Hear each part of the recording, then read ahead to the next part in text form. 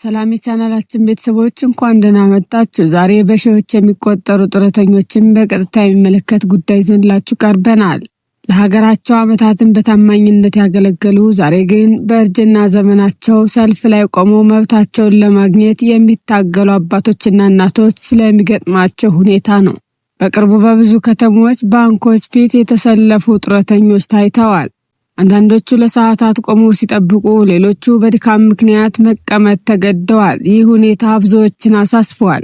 ታዲያ ምን ተፈጠረ? የጡረታ ክፍያ ተቋርጧል ወይስ የመረጃ አለመግባባት ነው? እስከ መስከረም 30 የተሰጠው ጊዜ በትክክል ምን ማለት ነው? በዛሬው ቪዲዮ እነዚህን ጥያቄዎች በዝርዝር እንመለከታለን። ከመጀመራችን በፊት ይህን አይነት ወቅታዊ የኢኮኖሚና ማህበራዊ ጉዳዮችን በፍጥነት ለማግኘት ቻናላችንን ሰብስክራይብ ማድረግ አትርሱ። በየዓመቱ የጡረተኞች መረጃ እንዲዘምን የመታወቂያ ማሳደስ ይከናወናል። ይህ ሂደት ትክክለኛ ተጠቃሚዎች ብቻ ክፍያ እንዲያገኙና የስርዓቱን ግልጽነት ለማረጋገጥ የሚደረግ ነው። ነገር ግን በዚህ ጊዜ መረጃ አሰጣጥ ክፍተት በመፈጠሩ ብዙ ጡረተኞች ግራ ተጋብተዋል። አንዳንዶች ወደ ባንክ ሲሄዱ መጀመሪያ መታወቂያቸውን አሳድሱ ተብለዋል። ሌሎች ደግሞ የክፍያ ሂደታቸው ለምን እንደዘገየ ግልጽ ማብራሪያ አላገኙም። ይህ ደግሞ በተለይ በዕድሜ የገፉ ሰዎች ላይ ተጨማሪ ጫና ፈጥሮባቸዋል። የጡረታ ገንዘብ መቀበል ለብዙ አረጋውያን የወሩን ኑሮ የሚያስቀጥል ዋና የገቢ ምንጭ ነው። ስለዚህ አንድ ቀን እንኳን ክፍያው ቢዘገይ በሕይወታቸው ላይ ቀጥተኛ ተጽዕኖ ያሳድርባቸዋል። በተለያዩ የባንክ ቅርንጫፎች የታየው ሁኔታ ይህንን በግልጽ ያሳያል። ከማለዳ ጀምሮ በረዥም ሰልፍ የቆሙ አረጋውያን፣ በድካም ምክንያት መሬት ላይ የተቀመጡ አባቶችና እናቶች፣ ክፍያቸው ይፈጸም ወይስ ሳይፈጸም በሚል ጭንቀት ሰዓታትን ያሳለፉ ብዙ ሰዎች ተስተውለዋል። በተለይ ብዙ ጡረተኞች እንደሚናገሩት በቀደሙት ዓመታት የመረጃ እድሳትና የጡረታ ክፍያ በተመሳሳይ ጊዜ ይፈጸም ነበር ይላሉ። ዘንድሮ ግን አስቀድሞ እድሳት ካልተደረገ ክፍያ አይፈጸምም የሚል መልእክት በመሰጠቱ ብዙ ሰዎች ተጨማሪ ግራ መጋባት ውስጥ ገብተዋል። የተናገሩ አንዳንድ ጡረተኞች የወሩን ገንዘብ ለመውሰድ መተን ባዶ እጃችንን እንመለሳለን በማለት ቅሬታቸውን ገልጸዋል። ሌሎች ደግሞ የቤት ኪራይ፣ የመድኃኒት ወጪና የምግብ ወጪ ሁሉ በዚህ ገንዘብ ላይ የተመሰረተ ነው፣ ክፍያው ሲዘገይ ኑሯችን ይቆማልም ብለዋል። በሌላ በኩል ደግሞ የባንክ ሰራተኞች ከፍተኛ የስራ ጫና እንደገጠማቸው ይገልጻሉ። በአንድ ቀን በመቶዎች የሚቆጠሩ ጡረተኞችን ማስተናገድ ቀላል አይደለም። ነገር ግን ችግሩ የተፈጠረው በሰራተኞች ብቻ ሳይሆን በተቋማቱ መካከል ያለው የመረጃ ቅንጅት እጥረት መሆኑን ብዙዎች ያስታውቃሉ። ብዙ ጡረተኞች ከባንክ ወደ ማህበራዊ ዋስትና ቢሮ ከዚያም ዳግመኛ ወደ ባንክ ሲመላለሱ ታይተዋል። ይህ ደግሞ ለአረጋውያን በጣም አስቸጋሪ ሆኗል። ከዚህ የተነሳ ብዙ ዜጎች አንድ የጋራ ጥያቄ እያነሱ ይገኛሉ።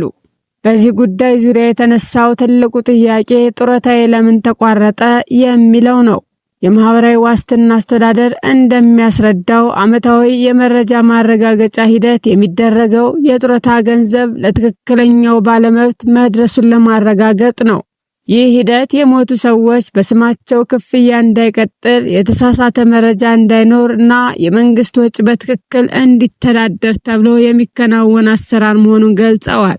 ነገር ግን ችግሩ የተፈጠረው በሂደቱ ላይ ሳይሆን በአፈጻጸሙ ላይ እንደሆነ ብዙዎች ያስታውቃሉ። በተለይ አረጋውያን ረዥም ሰልፍ ላይ መቆም፣ በአንድ ቀን ከባንክ ወደ ማህበራዊ ዋስትና ቢሮ ከዚያም መልሰው ወደ ባንክ መመላለስ እጅግ አስቸጋሪ ሆኖባቸዋል። አንዳንዶቹ በአካል ጉዳት ምክንያት በእግራቸው መሄድ አይችሉም። አንዳንዶቹ ደግሞ በህመም ምክንያት በሰልፍ ላይ ለሰዓታት መቆም አይችሉም።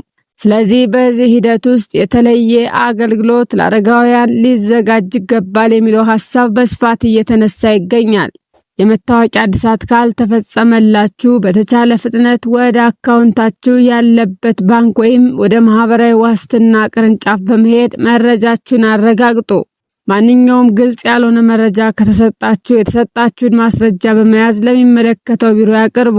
በተጨማሪም የባንክ ሰራተኞች ወይም የማህበራዊ ዋስትና ሰራተኞች የሚሰጧችሁን መመሪያ በጥንቃቄ ይከተሉ። ብዙ ዜጎች የሚያነሱት ጥያቄ አንድና አንድ ነው። ለሀገር እድሜያቸውን በሙሉ ያገለገሉ ጡረተኞች እንዲህ በሰልፍ ላይ እንዲንገላቱ መተው ተገቢ ነውን? የቴክኖሎጂ ዘመን በሆነበት ጊዜ በቀላል ዲጂታል ስርዓት ወይም በሞባይል አገልግሎት ይህን ሂደት ማከናወን አይቻልምን? እነዚህ ጥያቄዎች መልስ የሚሹ ጉዳዮች ሆነው ቀጥለዋል።